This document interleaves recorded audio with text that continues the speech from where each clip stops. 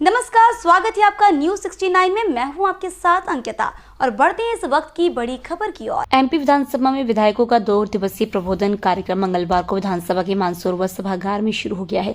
लोकसभा अध्यक्ष ओम बिरला इस कार्यक्रम में शामिल हुए। इसके बाद विधायकों का सामूहिक फोटो सेशन हुआ। कार्यक्रम में अपने संबोधन में विधानसभा अध्यक्ष नरेंद्र सिंह तोमर ने कहा कि लोकसभा स्पीकर के रूप में ओम बिरला जी हमारे बीच उपस्थित है। उन्होंने लोकसभा स्पीकर के रूप में सदन का व्यवस्थित संचालन किया। लोकसभा स्पीकर हम सभी को मार्गदर्शन देंगे। नवनिर्वाचित विधायकों के लिए मध्य प्रदेश विधानसभा में आज से शुरू हुआ 2 दिवसीय प्रबोधन कार्यक्रम।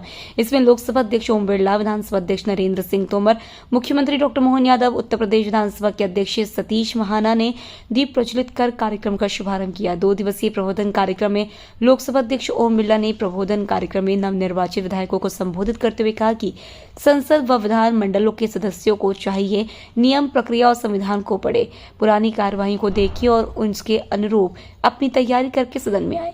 मध्य प्रदेश विधानसभा का गौरवशाली इतिहास रहा है। उन्होंने उम्मीद जताई कि प्रदेश में बेहतर रिसर्च सेंटर बनाया जाएगा, सभी जानकारियां ऑनलाइन उपलब्ध होगी। इससे पहले मध्य प्रदेश विधानसभा के अध्यक्ष नरेंद्र सिंह तोमर ने अपने संबोधन में कहा कि अच्छा जनप्रतिनिधि बनने के लिए जरूरी है कि नियम, प्रक्रिया की जानकारी हो। आज यह प्रचलन हो गया है कि सदन में चिल्लाकर बोलो तो अच्छा समझ जाएगा, सदन में बात रखते समय जोश दिखे पर वह होश से नियंत्रित हो। न्यूज 69 के लिए भोपाल से आदिल खान की रिपोर्ट। एक विधायक अपने क्षेत्र में लोकप्रिय हो सकता है, लेकिन अगर वह राज्य का नेता बनना चाहता है तो उसके लिए विधान मंडल एक ऐसा मंच है जिसके माध्यम से वह राज्य की भावनाओं को अभिव्यक्ति कर सकता है, कानून बना सकते समय सार्थक चर्चा कर सकता है और अपनी डिबेट और चर्चा के अंदर जितनी सार्थक चर्चा करेगा उतना ही वह लीडर प्रदेश का बनेगा। मुझे याद है कि मैं विधानसभा में रहा, लोकसभा में रहा। अभी धीरे धीरे माननीय विधायकों चाहे सांसदों में सदन में भी देखता हूं, वह अपने क्षेत्र तक सीमित रह जाते हैं, अपने क्षेत्र की सीमित बातों पर चर्चा करते हैं। वह कभी पूरे देश की या प्रदेश की चर्चाओं में उनकी रुचि कम हो गई और यह बहुत चिंता का विषय है। जैसा तोमर साहब ने कहा, चाहे प्रश्नकाल हो, प्रश्नकाल के अंदर प्रश्न पूछने वाला जितना संक्षिप्त में प्रश्न पूछेगा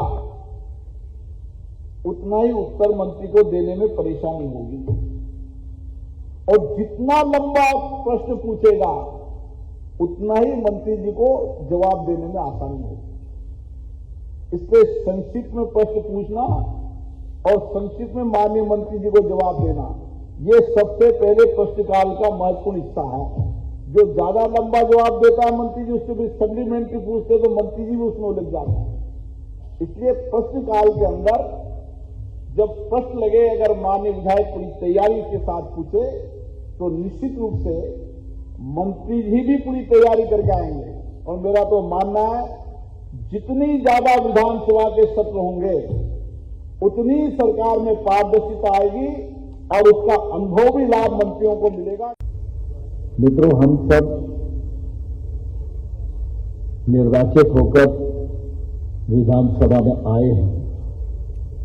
स्वाभाविक रूप से हम जनप्रतिनिधि हैं, तो एक अच्छा जनप्रतिनिधि बनना यह भी हम सबके लिए जरूरी है, लेकिन साथ ही साथ एक अच्छा विधायक भी बनना हम सबके लिए जरूरी है। और क्षेत्र की जो अपेक्षा है वो विधायक से पूरी कैसे हो, इसके लिए एक कार्यकर्ता के रूप में तो आप निर्माण हुए ही हैं। जनता ने आपका वर्ण कर ही लिया है। अब जरूरत है अपने कृतित्व को पैना करने की, अपने कृतित्व को अनुशासित करने की, अपने कृतित्व को नियम में बांधने की, अपने कृतित्व को के माध्यम से नियम को समझने की। क्योंकि ये सब हम करेंगे तो निश्चित रूप से हमारा कृतित्व हमारे व्यक्तित्व को निखारेगा और जब हमारा व्यक्तित्व निखरेगा तो निश्चित रूप से क्षेत्र में भी हमारी प्रतिष्ठा बढ़ेगी और मध्य प्रदेश की विधानसभा जैसे गरिमावान जो सदस्य हैं, इन सदस्यों के कृतित्व से सदन की भी महिमा पूरे देश में बढ़ेगी।